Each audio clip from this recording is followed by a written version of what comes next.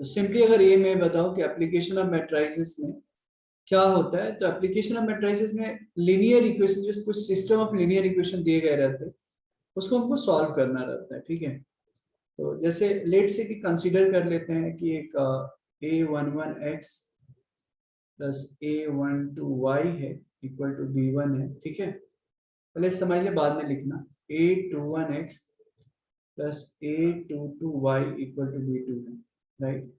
अब ये अगर कोई साइमल्टेनियस लीनियर इक्वेशन है, अगर मुझे एक्स वाई की वैल्यू निकालनी है, तो ये जो मेथड है एक तरीके से हमने देखा भी है, बट एक बार फिर से मैं बता देता हूँ यहाँ पे। तो रूल ये होता है, अच्छा हमने मेथड ऑफ इन्वर्जन नहीं देखा है ना अभी, राइट।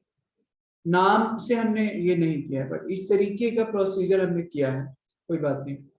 तो इसको हम लोग कैसे पहले लिख लेते हैं, एक्स और वाई का जो कोएफिशिएंट है उसको इस तरीके से लिखते हैं, a11 a12 फिर a21 a2। ठीक है, एक्स और वाई का जो कोएफिशिएंट होता है ये, फिर एक्स वाई वेरिएबल को इधर और कांस्टेंट को एक मैट्रिक्स ले लेते हैं b1 b2। ठीक है, तो मैंने ये बताया कि इसको a कैपिटल A से रिप्रेजेंट करते हैं, इसको x और इसको b। तो how it is defined, ax equal to b। समझ में आ रहा है? a जो है ध्यान में रखना है कि a जो है किस कौन सा मैट्रिक्स है, तो x और y के कोएफिशिएंट को जो कलेक्ट करो तो वो मैट्रिक्स है। कैपिटल X मतलब वेरिएबल्स है, b मतलब कांस्टेंट है, सिंपल, राइट। अब इसको सॉल्व करने का जो तरीका होता है, इसको दो मेथड्स हैं, right. There are two methods to find out the solution of the system of given equation. इस तरीके की इक्वेशन को सॉल्व करने के लिए दो मेथड्स है। एक जो होता है, there is something called method of inversion, method of inversion मतलब इनवर्स का यूज करके हम उसको सॉल्व करेंगे। ये तो ऑलरेडी हुआ है, बट आपके लिए आज फिर से एक बार मैं बता दूंगा, मेथड ऑफ इन्वर्जन। और second is method of reduction, method of inversion and method of reduction. ठीक है, तो अगर मैं मेथड ऑफ इन्वर्जन के बारे में अगर मैं बातचीत करूं, तो अभी हम लोग मेथड ऑफ इन्वर्जन के बारे में बातचीत करेंगे। ठीक है, method of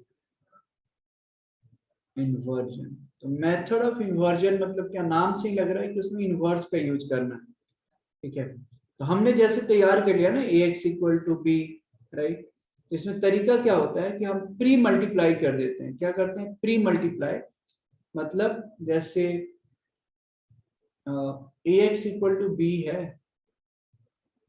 ax equal to B है, तो हम क्या करेंगे, a इनवर्स से दोनों तरफ मल्टीप्लाई कर देंगे, ऐसे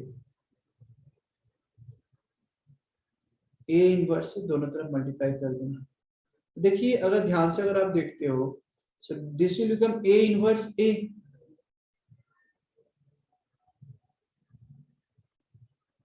equal to a inverse b। और a इनवर्स a क्या होता है, आइडेंटिटी मैट्रिक्स हो जाता है, राइट। a इनवर्स a जो है that becomes identity matrix,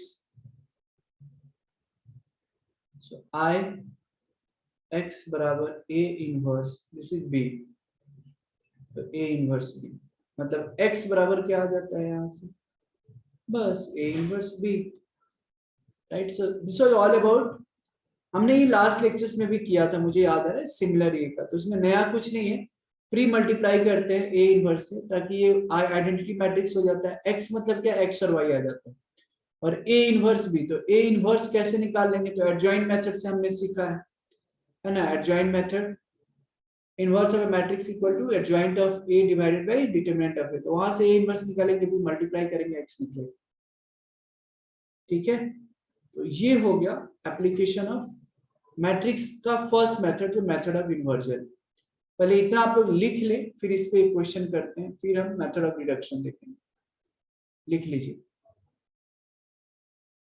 so application of matrices में लास्ट लेक्चर में हमने देखा था मेथड ऑफ इन्वर्जन, राइट। मतलब इन्वर्स की हेल्प लेके हम लोग किसी भी सिस्टम ऑफ इक्वेशन को कैसे हमको सॉल्व करना है। So that we have already seen in the last lectures. अभी हम लोग देखने जा रहे हैं मेथड ऑफ रिडक्शन, राइट। तो हम क्या करेंगे, और ये मेथड ऑफ इन्वर्जन है, मेथड ऑफ रिडक्शन है, तो ये तीन इक्वेशंस के लिए भी, तीन इक्वेशन तीन वेरिएबल है उसके लिए भी वैलिड है, सॉल्व कर सकते हैं। अब मेथड ऑफ रिडक्शन में क्या करना है ना, कि इन्वर्जन में क्या होता था, ए इनवर्स निकालना पड़ता था, यहाँ पे आपको ए इनवर्स निकालने की जरूरत नहीं पड़ेगी, ठीक है। I just give you one example. अभी हम थ्री वेरिएबल्स का ले रहे हैं, थ्री इक्वेशंस ले रहे हैं, ठीक है। जैसे a11x plus a12y plus a13z बराबर b1, राइट। फिर a21x a22y a22y plus a23z equal to b2। फिर है a31x plus a32y plus a33z equal to b3, ठीक है। ये जो तीन इक्वेशन है इसको मैट्रिक्स के फॉर्म में हम लिखते हैं, एक्स वाई जेड के कोएफिशिएंट a11 a12 a13, ठीक है, a21 a22 a23 a33 a32 a33, right. एक मैट्रिक्स हो गया। अब वेरिएबल्स यहाँ पे क्या है, X Y Z, right, equal to जो कांस्टेंट है वो ले लेते हैं b1 b2 b3, है ना, b1 b2 b3, right. 1 minute, कुछ तो हैंग, इट्स या b1 b2 b3, करेक्ट। अब यहाँ पे एक्स वाई जेड की वैल्यू हम कैसे निकालेंगे, तो देखो a पता है, x पता है हमको, b पता है, ठीक है। अब यहाँ पे हम एलिमेंट्री रो ट्रांसफॉर्मेशन लगाते हैं, ठीक है, एलिमेंट्री रो ट्रांसफॉर्मेशन। देखो इसको भी a ले लेंगे, इसको भी x ले लेंगे, इसको b ले लेंगे, करेक्ट। तो हम एलिमेंट्री रो ट्रांसफॉर्मेशन लगाएंगे a और b पे, a और b पे, इस तरीके से ताकि जो मैट्रिक्स A है वो अपर या लोअर ट्रायंगुलर मैट्रिक्स में कन्वर्ट हो जाए। अपर और लोअर ट्रायंगुलर मैट्रिक्स का मतलब क्या हुआ कि एक होता है कि डायगोनल के नीचे के सारे एलिमेंट जो हो जाए तो क्या हो जाए, जीरो हो जाए। अपर ट्रायंगुलर मैट्रिक्स का मतलब क्या होगा कि डायगोनल एलिमेंट्स के नीचे के सारे एलिमेंट्स जीरो होने चाहिए। या लोअर ट्रायंगुलर मैट्रिक्स क्या होगा, लोअर ट्रायंगुलर मैट्रिक्स क्या हो जाएगा फिर कि डायगोनल एलिमेंट जो है उसके नीचे, मतलब ऊपर के एलिमेंट्स फिर क्या हो जाएंगे, जीरो हो जाए, मतलब दोनों अपोजिट हो जाता है, ठीक है। तो देखते हैं हम, ठीक है। तो रूल ये होता है कि हम रिड्यूस करते हैं इसको, इस तरीके से रिड्यूस करते हैं कि ये जो है ए जो मैट्रिक्स है अपर ट्रायंगुलर मैट्रिक्स में कन्वर्ट हो जाए या लोअर ट्रायंगुलर मैट्रिक्स में। और यही ऑपरेशन यहाँ पे जो हम यूज करते हैं रिडक्शन में, वही बी के लिए भी यूज करेंगे। अगर ये रिड्यूस करने के बाद में मान लो ये अपर ट्रायंगुलर मैट्रिक्स कुछ इस तरीके से आएगा, जैसे फॉर एग्जांपल कि मान लो नया वाला मैट्रिक्स जो है b11 b12 b13 फिर 0 b22 b23 0 0 b33, राइट। ये हो गया x y z, और जब इधर ऑपरेट करोगे तो ये भी तो चेंज होगा, तो ये मान लो b1 dash b2 dash b3 dash. इतना होने के बाद में, है ना, इतना होने के बाद में ये देखो ये अपर ट्रायंगुलर मैट्रिक्स हो गया, ठीक है। अपर ट्रायंगुलर मैट्रिक्स होने के बाद में हम क्या करते हैं, इक्वालिटी ऑफ मैट्रिसेस यूज करते हैं। कैसे कैसे, तो ये देखो ये मल्टीप्लाई करते हैं, b11x हो जाएगा, यहाँ पे देखो b11x plus b12y plus b13z बराबर क्या हम लिखते हैं पता है, b1 डैश लिख देते हैं। ये मैकेनिज्म मैं बता रहा हूँ, ये इक्वेशन नंबर 1। सेकंड में देखो क्या हो जाएगा, b22y plus b23z equal to b2 dash हो जाएगा second equation. What about third, b33z equal to b3 dash. अब ये तीनों इक्वेशन की मदद से हम एक्स वाई जेड निकाल लेते हैं। और इक्वेशन थर्ड में अगर देखोगे तो ये तो डायरेक्टली जेड की वैल्यू निकल गई, फिर इसमें जेड, सेकंड इक्वेशन में जेड की वैल्यू डाल दोगे तो वाई निकल जाएगा, इसमें वाई जेड डालोगे फर्स्ट में तो एक्स निकल जाएगा सब्स्टिट्यूशन से। And like this we can find out the value of X comma Y comma Z. It is clear to everyone? बताइए समझ में आया क्या? महिमा समझ में आ रहा है? अथर्व, श्रावणी, सिद्धार्थ, सूरज, स्वराज, सार्थक, मेहरवान, आज तो बहुत ही लोग आ गए हैं यार। आप लोग का लेकिन मूड के ऊपर है ना, जब मन करता है तब आते हो, जब मन करता है तब जाते हो। चलो इसको लिख लो आप लोग।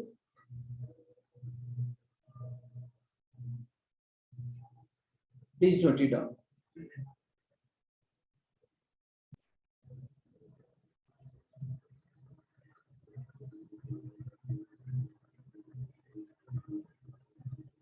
देखिए solve the equation,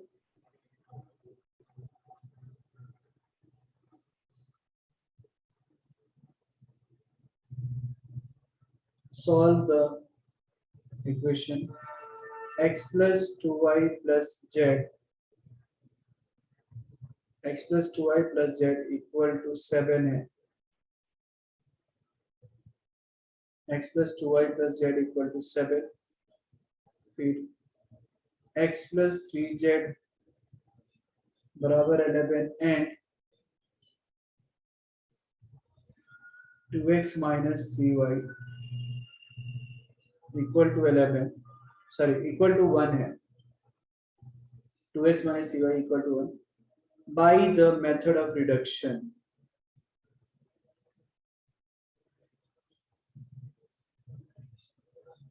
by the method of reduction। Try कीजिए जरा 2 मिनट, फिर मैं बताता हूँ।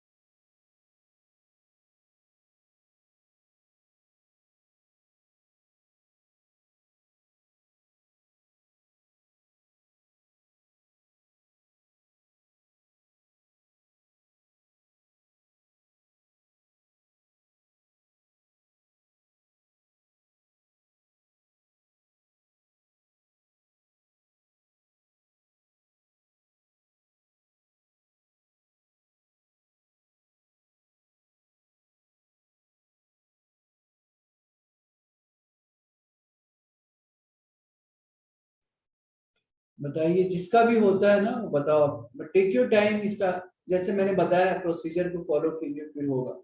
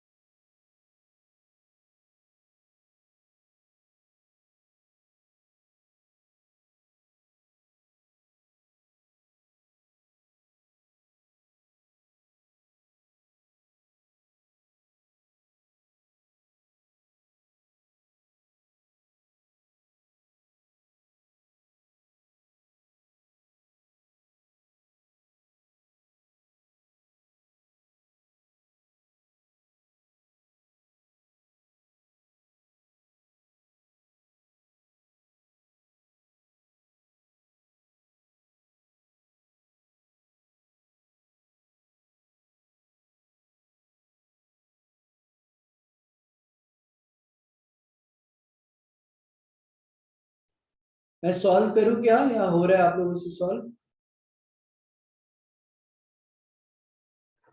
Should I solve or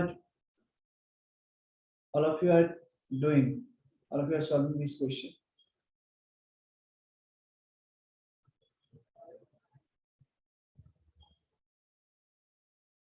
बताइए।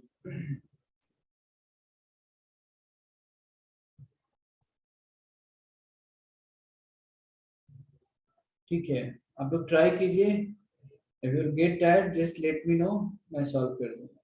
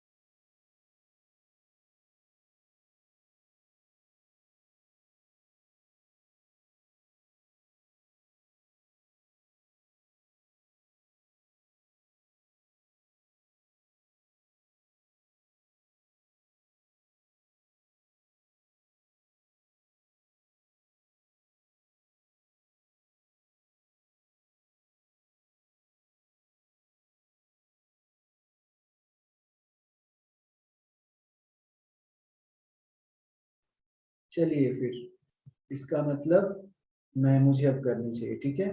I give you sufficient time, right. So solve the equation x plus 2y plus z equal to 7x plus 3z equal to 11 and 2x minus 3y equal to 11 by the method of reduction, right? So हम इसका matrix पहले तैयार करते हैं, ठीक है।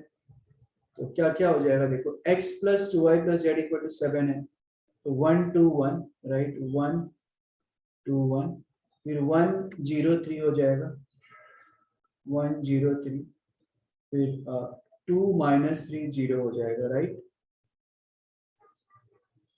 और यहाँ पे क्या हो जाएगा, एक्स वाई जेड, और यहाँ पे क्या है, 7 11 1, 7 11 1। ये हो गया आपका मैट्रिक्स तैयार, ठीक है। ए एक्स इक्वल टू बी वाली फॉर्म लगा दो आप, ए एक्स इक्वल टू बी वाली फॉर्म लगा दीजिए। रही बात ये ए की वैल्यू हो गई, ये एक्स की वैल्यू हो गई, ये बी की वैल्यू हो गई, मुझे इनवर्स पहले निकालना पड़ेगा। सॉरी, मेथड ऑफ रिडक्शन में इनवर्स निकालने की जरूरत नहीं है, अपर ट्रायंगुलर मैट्रिक्स में हमको कन्वर्ट करना होता है, ठीक है। तो आइए स्टार्ट करते हैं इसको। अपर ट्रायंगुलर मैट्रिक्स में कन्वर्ट करना है, मतलब ये डायगोनल एलिमेंट है, इसको इन तीनों को 0 0 बनाना है। तो सबसे सिंपल तरीका मैं बता रहा हूँ, R2 को ऑपरेट करेंगे, R2 माइनस R1 0 हो जाएगा, 1 माइनस 1 0 है ना। और फिर R3 को 0 करना है, तो R3 को ऑपरेट करने का तरीका ये है, R3 minus 2 times of R1 कर दो, ठीक है, तो ये 0 हो जाएगा।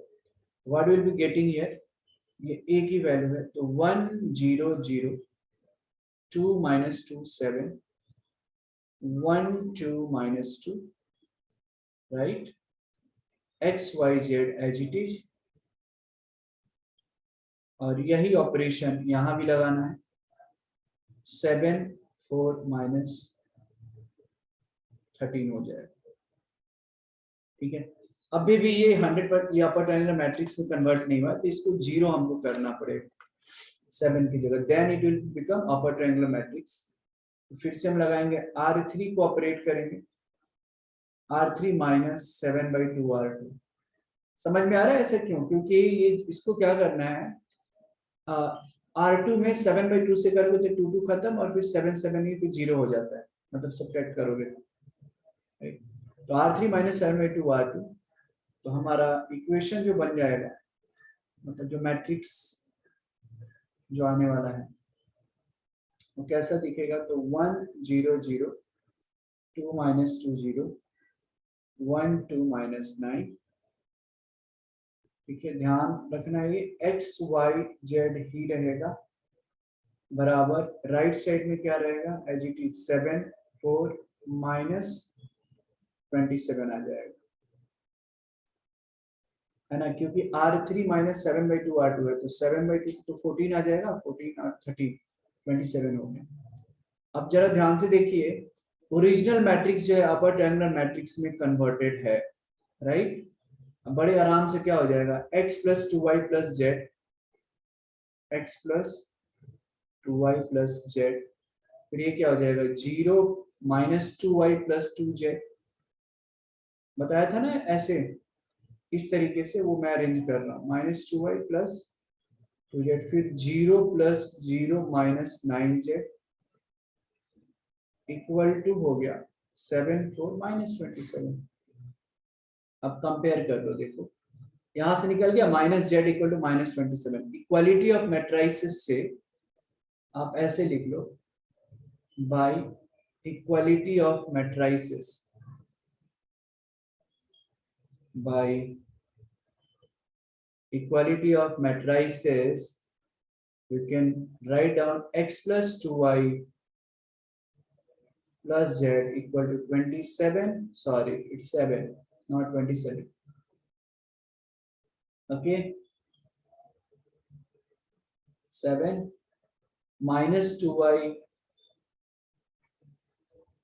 2z जो हो गया वो 4 हो गया, ठीक है, और -9z बराबर -27। तो यहां से देखो ये 27 है, -27, तो -9z इक्वल टू -27, तो यहाँ से z की वैल्यू निकाल लोगे सर आप, यहाँ से z की वैल्यू 3 आ गई।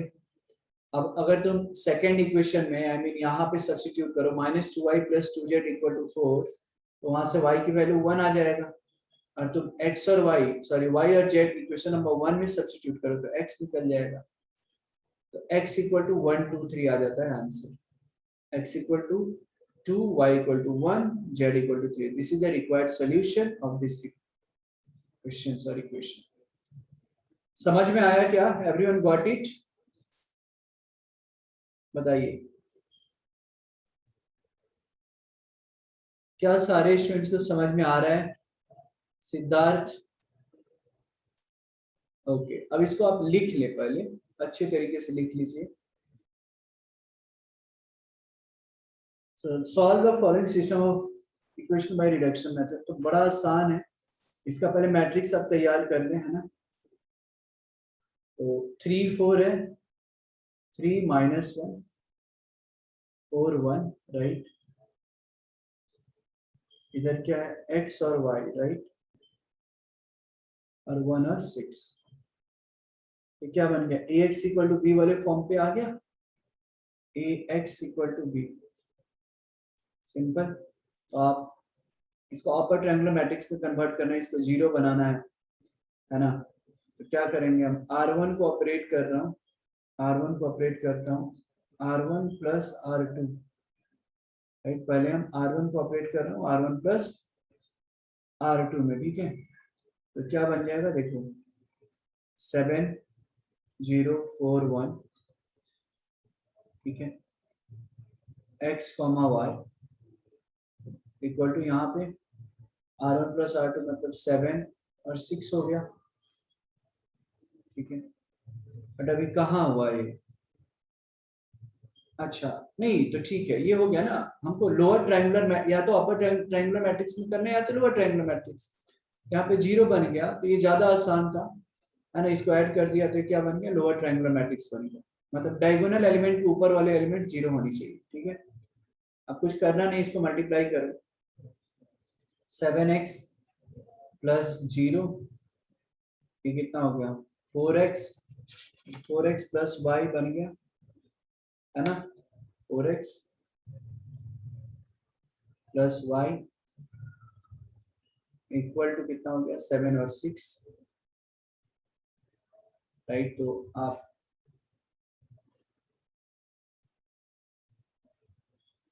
यहाँ पे कितना हो गया 7x, 7x बराबर 1 और 4x प्लस वाई बराबर 6। तो x की वैल्यू 1 है, तो यहाँ पे 1 डाल दो आप, y इक्वल टू 6 माइनस 2 आ गया। तो x की वैल्यू 1, y की वैल्यू 2, बस ये आंसर हो गया, ठीक है। तो ये आसान था, करेक्ट। इसको लिख लें, फिर हम नेक्स्ट क्वेश्चन की तरफ जाएंगे। Please note it down. Just second, I think या फाइन। सो अब ये इक्वेशन आ गया, राइट। अब इसको मुझे x जो है हमने एज्यूम किया कि पेंसिल का, एक पेंसिल का कॉस्ट है, y जो है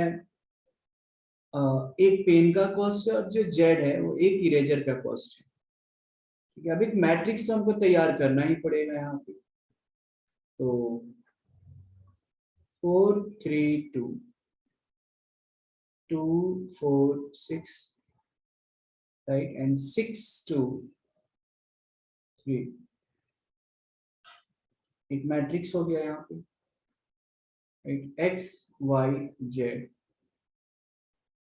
इक्वल टू कितना हो गया 60 90 70, राइट। एक काम अपन कर सकते हैं, पता है क्या? ये जो है ना 2 2 2 2 से आप रिड्यूस कर सकते हो। 2 1 जा 2, 2 2 जा 4, 2 3 जा 6 एंड 45। तो ऐसा हम कर सकते हैं, तो इसको थोड़ा सा और सिंपल हो जाएगा, तो क्यों ना हम इसको ऐसे कर लेते हैं। 4 3 2 1 2 3, राइट। और इधर 6 2 3, ये तो वैसे ही रहेगा, okay. And this is x y z, ये बन गया 60, ये 45 हो जाएगा, ये 70 हो जाएगा, ठीक है।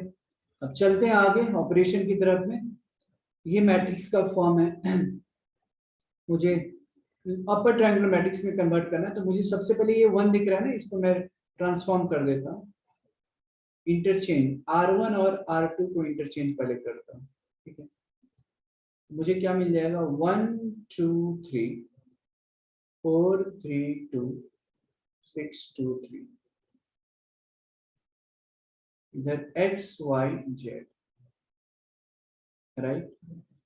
ये बन जाएगा 45 60 70, राइट। गोइंग अहेड R2 जो है, इसमें फिर R2 को ऑपरेट करना है, R2 minus 4 times of R1। ऐसा क्यों? क्योंकि ये 0 हो जाएगा, ये 0 तो चाहिए अपर ट्रायंगुलर मैट्रिक्स होने के लिए। और R3 को ऑपरेट करना पड़ेगा, R3 minus 6 times of R1। तो मुझे क्या मिलेगा देखो, 1 2 3 0 माइनस 5 माइनस 10, और फिर 0 माइनस 10 माइनस 15, या 0 minus 10 minus of 15 x y z, ठीक है, इक्वल टू, ठीक है, 1 0 0 2 minus 5 minus 10 3 minus 10 minus 15 x y z, इधर 45 माइनस 120 माइनस 200 आ जाएगा। इसको और थोड़ा रिड्यूस करना पड़ेगा, 1 0 0, इसको भी 0 बनाना पड़ेगा ना, तब ये अपर ट्रायंगुलर मैट्रिक्स में कन्वर्ट हो पाएगा। तो फिर से एक बार R3 को ऑपरेट करते हैं। R3 minus 2 times of R2 कर दिया है ना, 5 2 या 10, जब सब्ट्रैक्ट करोगे तो ये 0 बन जाएगा, राइट। तो 1 2 3, 0 माइनस 5 माइनस 10, 0 0 5, ठीक है, X Y Z, right, equal to 45 minus 120 40। It's simple. अब आप देख पा रहे हो ये अपर ट्रायंगुलर मैट्रिक्स में ऑलरेडी ये कन्वर्ट हो चुका है। अभी अब आपको इक्वेशन के फॉर्म में इसको लिख लेना है, x plus 2y plus 3z हो जाएगा, x plus 2y plus 3z, फिर 0 माइनस 5y माइनस 10z, फिर 0 प्लस 5z इक्वल टू कितना हो गया, 45 माइनस 120 एंड 40। अब इक्वालिटी ऑफ मैट्रिसेस की मदद से आप एक्स वाई जेड की वैल्यू को आप बता सकते हो, है ना।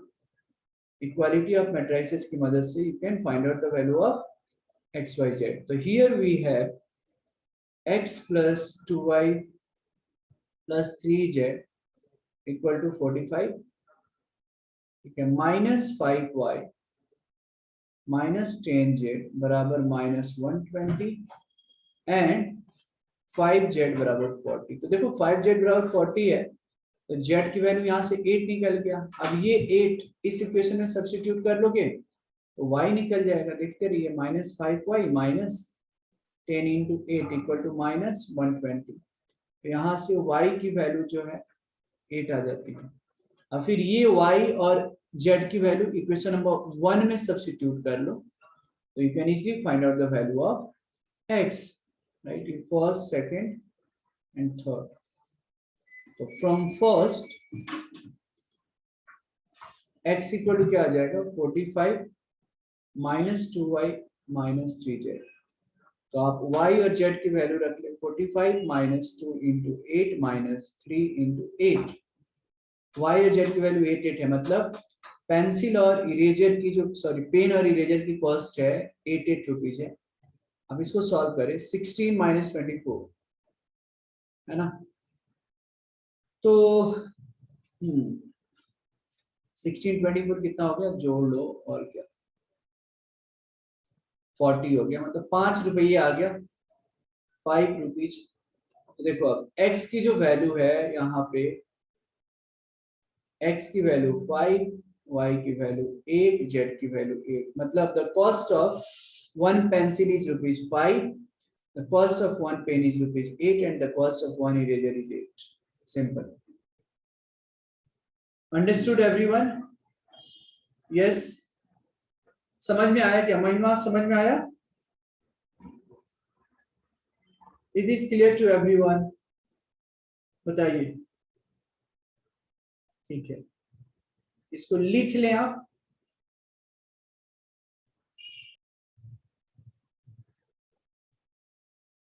हाँ जी, सही है, सही है, सही है, सही है, Atharva.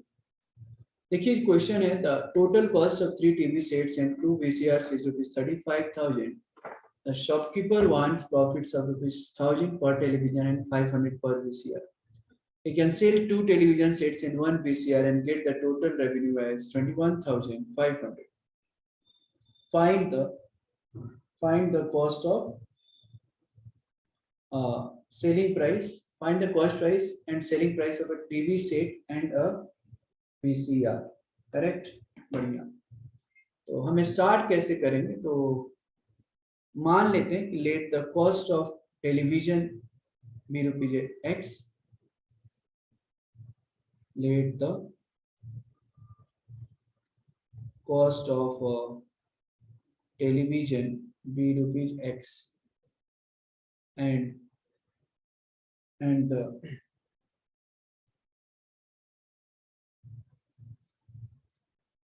the cost of a VCR VCR B rupees Y। ठीक है, तो अकॉर्डिंग टू द क्वेश्चन देखो 3 TB 3X हो गया, 2 VCR 2Y, इसका वैल्यू कितना है 35,000। ठीक है, let it be first equation. Required profit per television is 1,000 rupees and per VCR is 500। तो सेलिंग प्राइस क्या होनी चाहिए फिर? Selling price of a television, let me right selling price, एक टेलीविजन का फिर सेलिंग प्राइस क्या होनी चाहिए? एक टीवी पे कितना चाहिए? 1,000 का प्रॉफिट चाहिए, तो कितना होना चाहिए? x plus 1,000, right?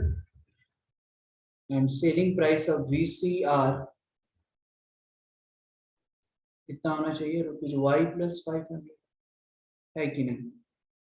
अब according to the second condition, according to the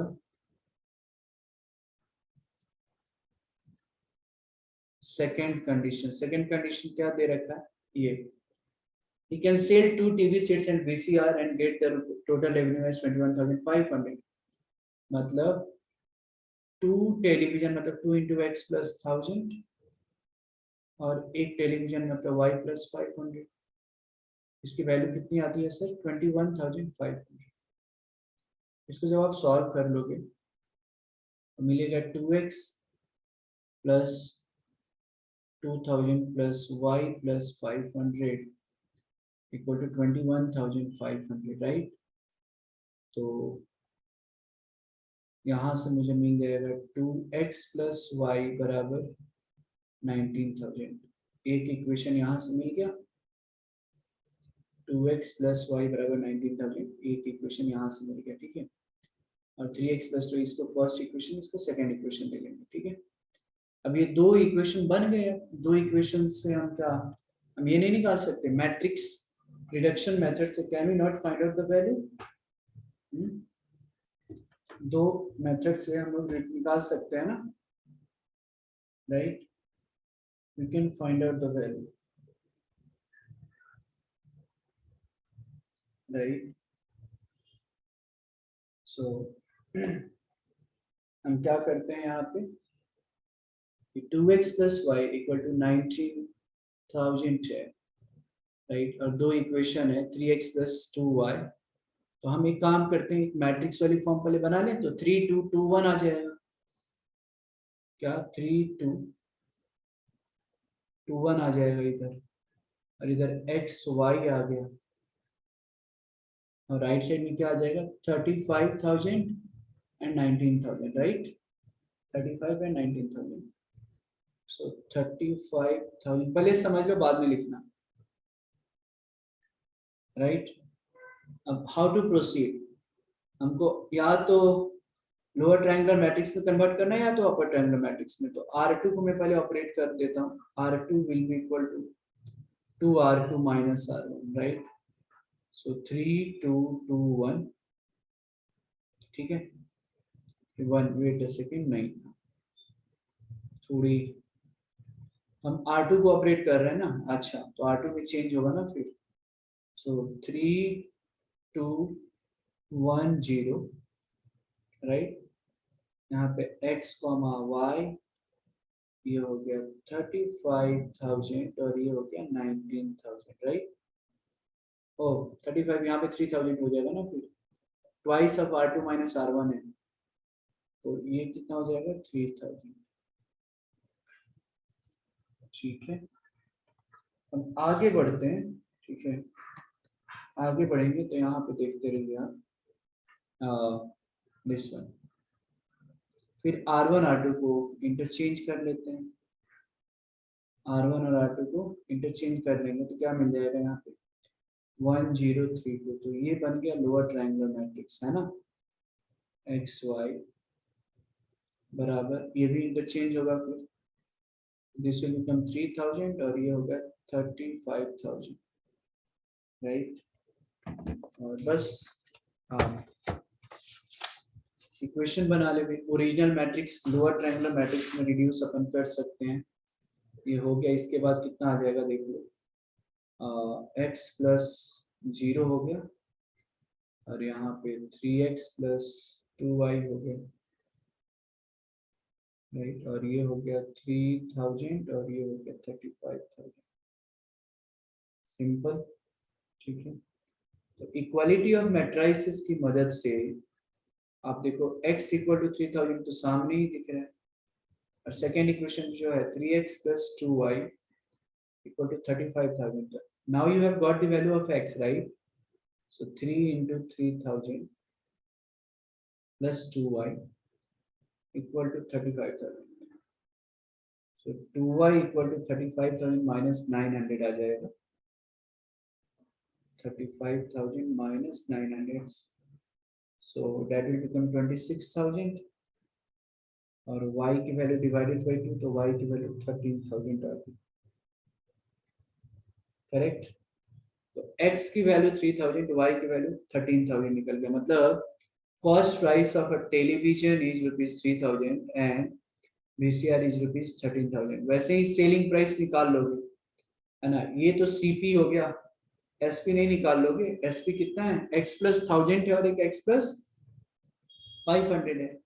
तो SP ऑफ टीवी के बारे में अगर मैं बातचीत करूं तो 1000 प्लस चाहिए, तो that will become 4000 and SP of VCR 500 है, so that will become 13,500। ये rupees. Understood everyone, got it? बताइए, इसको लिख लें, कुछ डाउट्स है तो आप पूछ लीजिए। This was easy, right?